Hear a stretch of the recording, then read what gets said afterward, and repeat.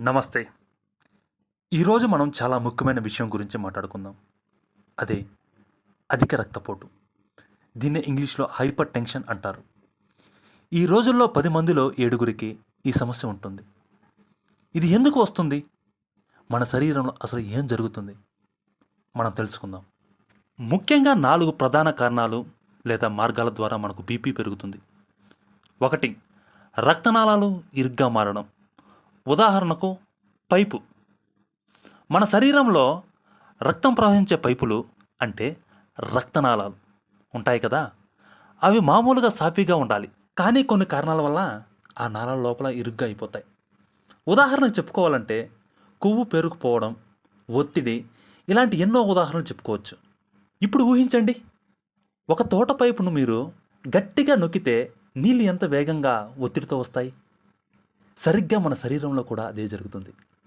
రక్తం వెళ్ళడానికి దారి చిన్నగా అవడంతో నాళాల గోడలపై ఒత్తిడి విపరీతంగా పెరుగుతుంది.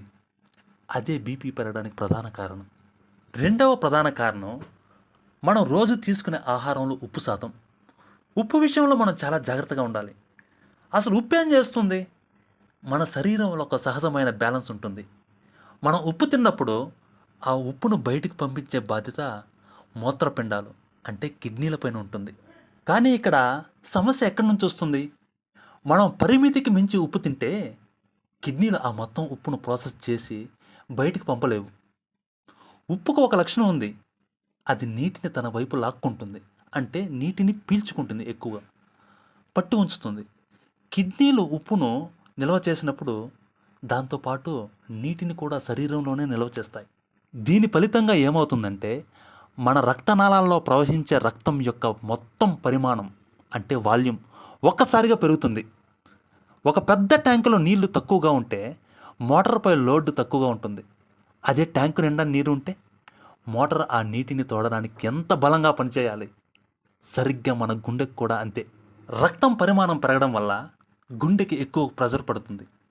అది రక్తాన్ని పంపు చేయడానికి మరింత కష్టపడాల్సి వస్తుంది. దీనివల్ల రక్తనాళాల గోడలపై నిరంతరం ఒత్తిడి ఉంటుంది. ఇలా ఉప్పు నీరు పెరిగిపోవడం వల్ల కూడా హైపర్ టెన్షన్ వస్తుంది.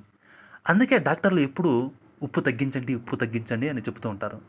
తరువాత మూడవ ప్రధాన కారణం హార్మోన్ల అదుపు తప్పడం. మన కిడ్నీలో బీపీని అదుపులో ఉంచడంలో కీలక పాత్ర పోషిస్తుంది. కొన్నిసార్లు కిడ్నీలు రెనిన్ అనే ఒక హార్మోన్ను ఎక్కువగా విడుదల చేస్తాయి. ఈ హార్మోన్ ఏం చేస్తుందంటే రక్తనాళాలను మరింత గట్టిగా ఇరుగ్గా మారుస్తుంది. అంతేకాదు శరీరంలో ముందు చెప్పుకున్నట్లు ఉప్పును నీటిని నిల్వ చేస్తుంది. ఈ హార్మోన్ల వ్యవస్థ దెబ్బతినడం వల్ల బీపీ అదుపు తప్పుతుంది. ఈ హార్మోన్ల గురించి వెనకాలన్న మెకానిజం మొత్తం ఎక్స్ప్లెయిన్ చేయాలి అంటే ఈ వీడియో మొత్తం సరిపోదు. అందుకే మీకు అర్థమయ్యేలా చిన్నగా 1-2 మాటలు చెప్పాను. ఇక 4వ విషయం టెన్షన్ లేదా ఒత్తిడి. అరే, ఈ టెన్షన్కి బీపీకి ఏంటి సంబంధం అని ఆలోచిస్తే ఊహించండి, మనకు భయం వేసినప్పుడు, టెన్షన్ పడుతున్నప్పుడు లేదా కోపం వచ్చినప్పుడు మన శరీరం అడ్రినలిన్ అనే ఒక స్పెషల్ హార్మోన్ విడుదల చేస్తుంది. దీన్నే ఫైట్ ఆర్ ఫ్లైట్ హార్మోన్ అంటారు. అంటే ప్రమాదం ఎదురైనప్పుడు పోరాడాలా లేదా పారిపోవాలా అని శరీరాన్ని సిద్ధం చేసే హార్మోన్ ఇది. ఈ అడ్రినలిన్ హార్మోన్ విడుదలవగానే గుండె ఒక్కసారిగా వేగంగా దడదడామని కొట్టుకోవడం మొదలు పెడుతుంది. అదే టైంలో రక్తనాళాలు ఒక్కసారిగా బిగుసుకుపోతాయి. గుండె వేగం పెరుగుతుంది. రక్తనాళాల దారి ఇరుగ్గవడంతో రక్తం ప్రవహించే ఒత్తిడి అమాంతం పెరుగుతుంది. దీనినే షార్ట్ టర్మ్ బీపీ అంటారు. ఇది ఒక సెక్యూరిటీ మెకానిజం లాంటిది. ఈ ఒత్తిడి తాత్కాలికమైతే పర్వాలేదు, పని అయిపోగానే బాడీ మళ్ళీ నార్మల్ అవుతుంది. కానీ ఈ రోజుల్లో మనకు office tension, family tension, financial pressure ఇలాంటివి నిరంతరం ఉంటున్నాయి. దీనివల్ల అడ్రినలిన్ హార్మోన్ ఎప్పుడూ విడుదల అవుతూనే ఉంటుంది. గుండె ఎప్పుడు వేగంగా కొట్టుకుంటూనే ఉంటుంది. నాళాలు ఎప్పుడు బిగుసుకుంటూనే ఉంటాయి. ఈ నిరంతర ఒత్తిడి వల్ల తాత్కాలికంగా పెరిగే బీపీ కాస్త శాశ్వతమైన హైపర్ టెన్షన్గా మారిపోతుంది. అందుకే ఒత్తిడిని తగ్గించుకోవడం చాలా అవసరం. మిత్రులారా, చూశారు కదా, హైపర్ టెన్షన్ అనేది ఒక్క కారణం వల్ల వచ్చే సమస్య కాదు.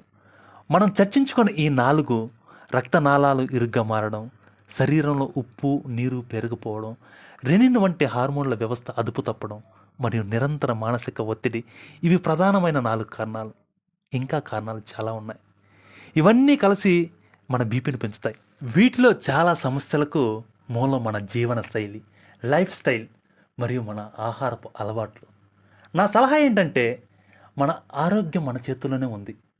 ఉప్పు తగ్గించడం, ప్రతిరోజు వ్యాయామం చేయడం, ప్రశాంతంగా ఉండటం మరియు డాక్టర్ సలహాలు పాటించడం ద్వారా మన ఈ సైలెంట్ కిల్లర్ అయిన హైపర్ టెన్షన్ సమర్థవంతంగా ఎదుర్కోవచ్చు.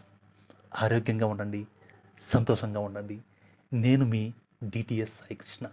Thank you very much.